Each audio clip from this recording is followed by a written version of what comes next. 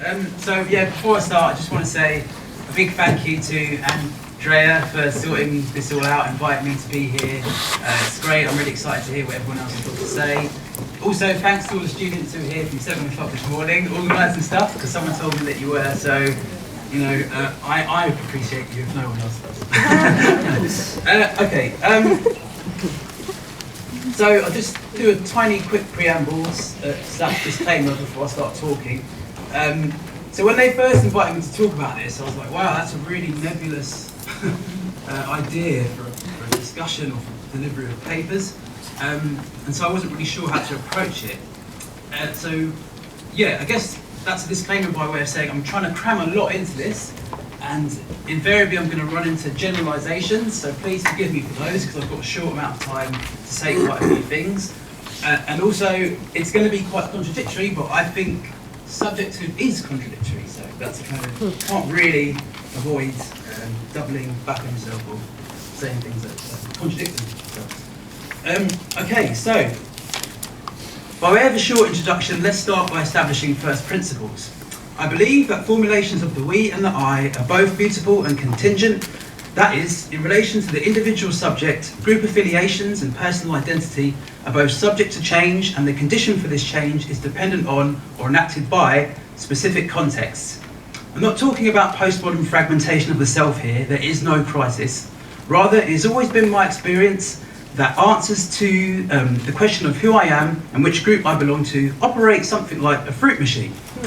Whenever I encounter others, that is, anyone other than myself, the arm is pulled and the dial spun to arrive at some new configuration of values and attributes that in a given situation mark me out as a member of this or that community, this or that race, or this or that public. So for example, in England, I may not feel very English, but as soon as I get off the plane in America, I feel like a sort of gentleman in a top hat. The thing is, while constructions of race, sexuality or nationality still come bundled with predefined essentialisms and ontologies, they are always unreliable grounds from which to assert and define selfhood. This is because predefined essentialisms and ontologies do not always fit with the values and lifestyles of individuals that society and others lump together in specific group-based constructions.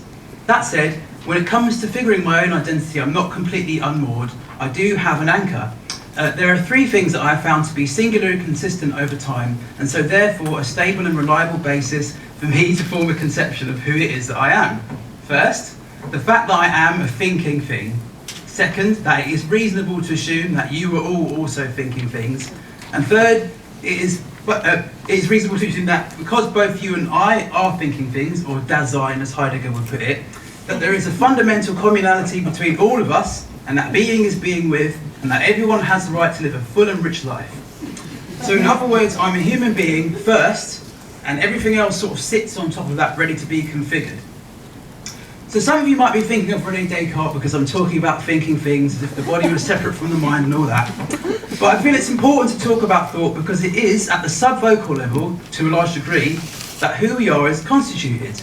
To put it another way, definitions of the we and the I come from personal and collective memory.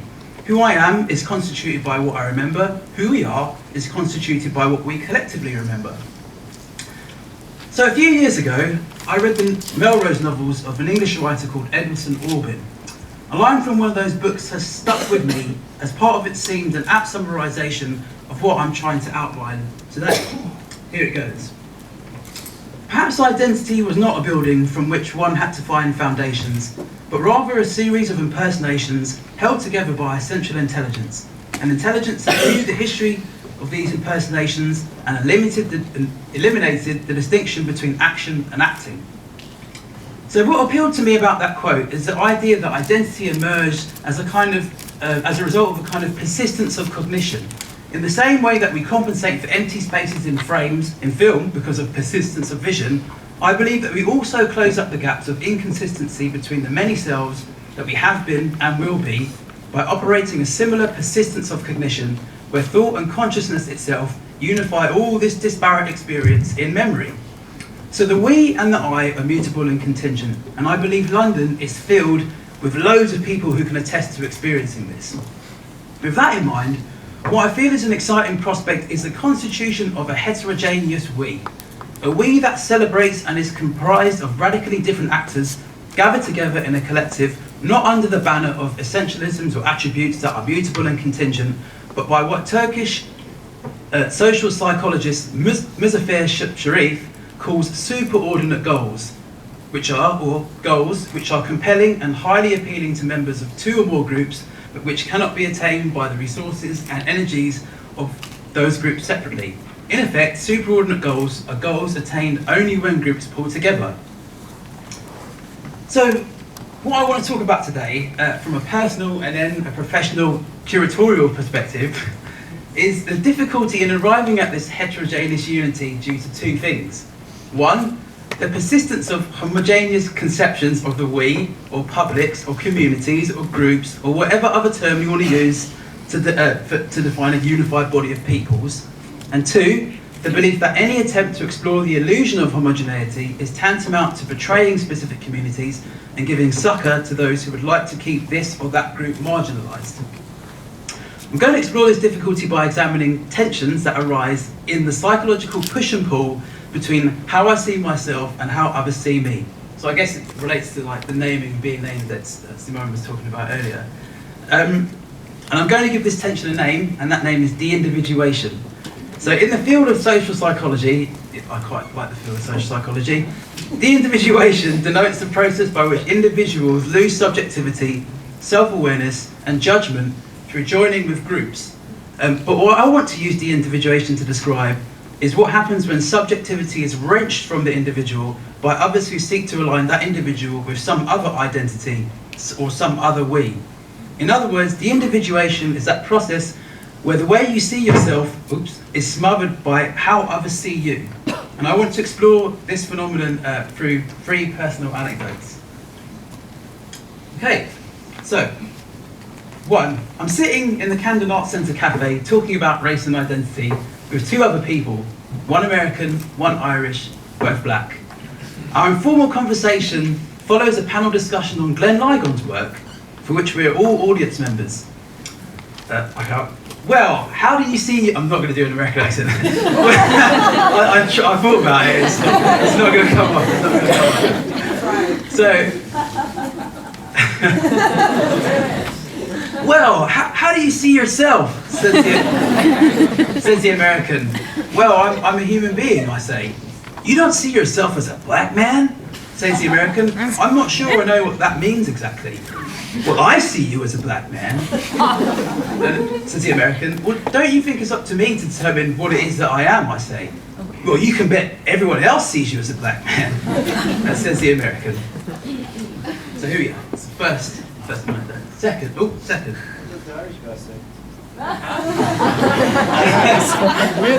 The same thing.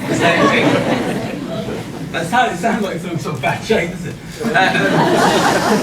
So, number 2. I'm on tour in Kazakhstan. In the back of the van, conversation swings onto the topic of class affiliations. Which class are you, someone asks. I'd say I'm working class, I answer. You're not working class, they chorus. What do you mean, I say? You're middle class. Look, you're involved in the arts, and you play music and all of that, and your parents are cultured. You're middle class. So I sit in the van and seethe. I think of bringing up the long history of working class artists and performers, the fact that culture is not owned by the bourgeoisie, the fact that it is possible to be literate and working class, but then I'm struck by the futility of the conversation, the environment that I'm in, and I sort of leave it at that. Third. It's a composition of both. It's controversial, this one. I receive an angry email from a student at Goldsmiths. It reads, before signing up for you, I heard how sharp and wise you were. In such a way, I imagined you being a white old man. Unfortunately, who came to visit me that day was just a middle-class, straight-acting black kid. Wow! This is a clear case of projection, I thought.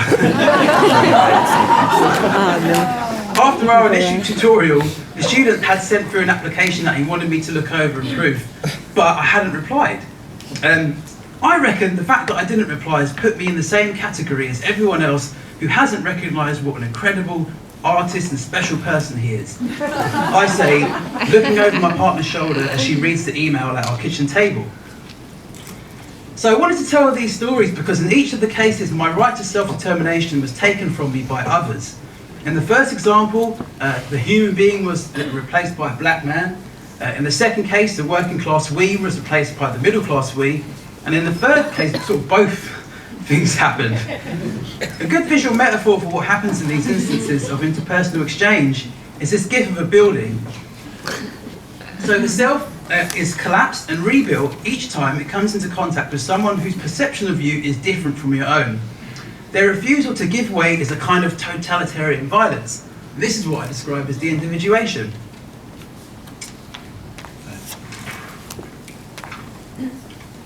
Now I want to talk about sort of collective de-individuation by looking at conceptions of blackness. This is Steve Fletcher. He is the co-director of a commercial gallery in London called Carol Fletcher. This is an artwork by Rashad Newsom, an African-American artist represented by Steve's gallery. In a conversation outside Tate Star Auditorium, Steve is talking about Newsom's work with another man. "You've got to see this work," Steve says. "What's it like?" the guy asks. Steve pauses and then replies, "Well, it's sort of blingy street influenced black stuff." The question that sprung to my mind when I was hearing this conversation was, what is black stuff? More specifically, what sort of definition of blackness was in play when Steve made the assertion and the other guy sort of nodded and understood? So Newsom's work seems to speak to a very particular we, and for Stephen Fletcher, and I think for Newsom as well, that we is African-American artists, or rather African-American contemporary artists who articulate different facets of contemporary black life.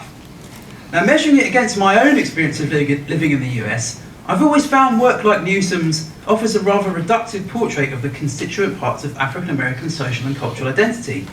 But as a British citizen, perhaps I'm not in a position to cast judgment on the veracity of Newsom's work. Perhaps hip-hop, jewellery, the objectification of women, the veneration of sportswear, the accumulation and ostentatious display of wealth, and so on, are all essential characteristics of blackness in America.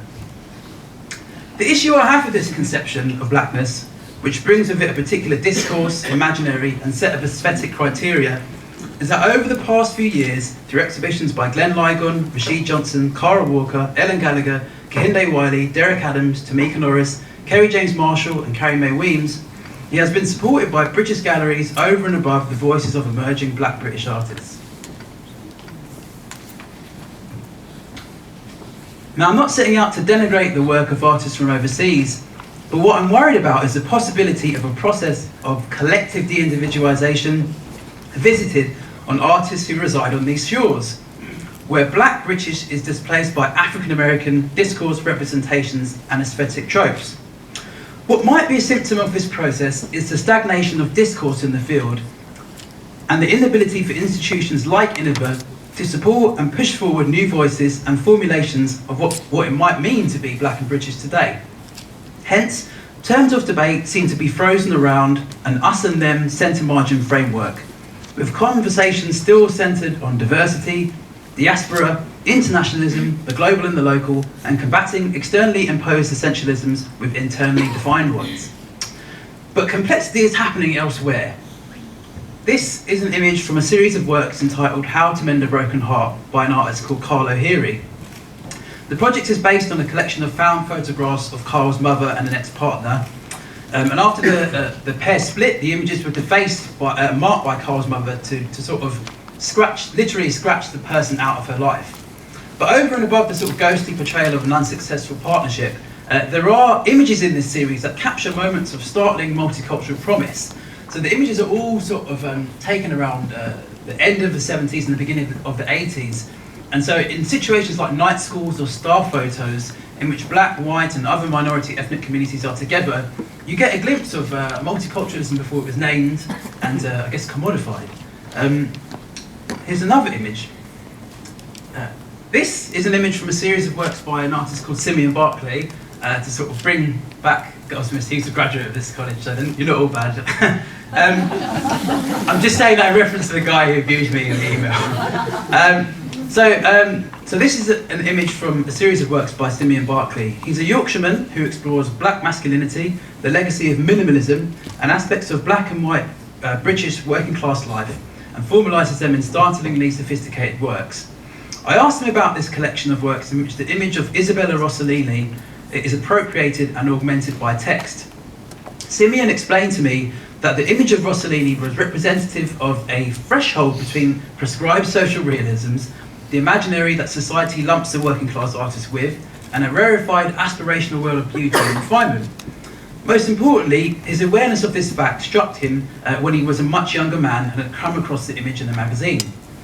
Now, one reductive response to Simeon's work could be that he is obsessed with normative conceptions of beauty, personified in white subjects and so on. But to do so would be to deny his right as an artist to work with any image he pleases. Both Carl Lahiri and Simeon Barclay's works demonstrate that black British experience is complex and intersects with many other cultural histories and current realities. In distinction to the single-axis representational framework in which African American art often operates, black British art is intersectional, and I'm using this directly in reference to Kimberly Crenshaw's conception of intersectionality. It is cross-cultural, distinct, but interlinked and complex. So to summarise, I think the homogeneous we limits expression, thought and development, as it is usually the end product of, and I'm quoting Nietzsche here, a sum of human relations which have been enhanced, transposed and embellished poetically, rhetorically, and which after long use seem firm, canonical and obligatory to a people. Of course, there's other ways groups can form. We touched on it earlier to do with Freud, identification, the idea of taking ego ideals and so on, but that's the one I'm thinking too. So over and above all of it, the issue is progress. While everyone did a great job in the 1980s and 90s of establishing a field and creating a global context for contemporary art by agitating for the margin to slide into the centre, it has now more or less slid back. The answer isn't to redo those steps, to replay those actions, and to reintroduce those discourses, which is the problem at Innova. It is to recognise that a different we is out there, with heterogeneity at its core, and this needs to be supported. Thanks.